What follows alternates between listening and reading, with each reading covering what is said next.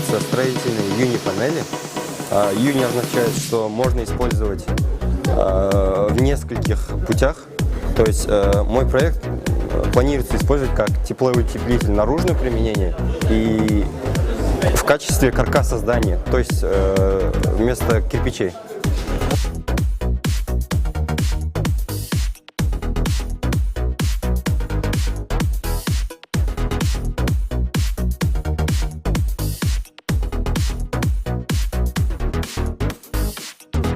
Биология, экология бағытында оқушылардың ғылыми жұмыстарының нәтижелерін тыңдадық.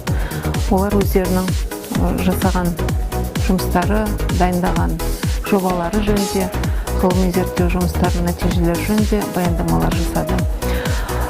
14 ғылыми зерттеу жұмысын тыңдадым. Жаңағы аталған бағыттар бойынша. Жалпы оқушылардың деңгейі жаман емес, бағыттары жаман емес.